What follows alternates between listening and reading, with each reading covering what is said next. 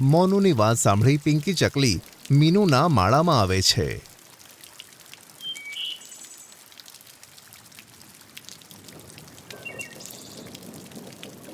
અને તેના ઈંડાને પોતાના માળામાં મૂકી હવે 5 ઈંડાની દેખભાળ માં બનીને કરે છે.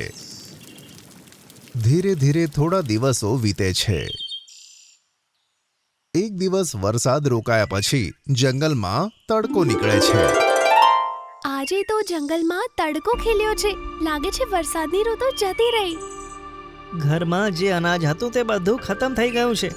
તું ઈંડાનું ધ્યાન રાખ, હું જરા ખાવાનું લઈને આવું છું.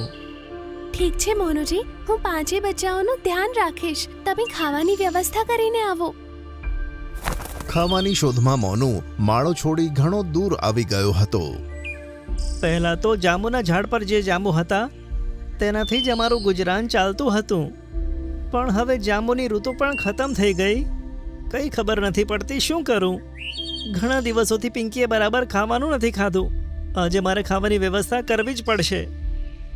થોડી જ વારમાં મોનુને જંગલમાં એક જગ્યાએ ઘણું બધું અનાજ વિખેરાયેલું જોવા મળ્યું.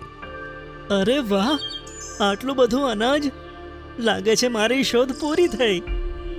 જેવો જ મોનુ તે દાણાને પકડે છે, શિકારીની એક જાળ આવીને મોનુને તેમાં પકડી લે છે. શું મોનુ ક્યારેય શિકારીની જાળમાંથી મુક્ત થઈ શકશે? શું મોનુ પછી તેના પરિવાર પર પણ દુઃખોનો પહાડ તૂટી પડશે? કે પછી પિંકી ચકલી બધું સંભાળી લેશે?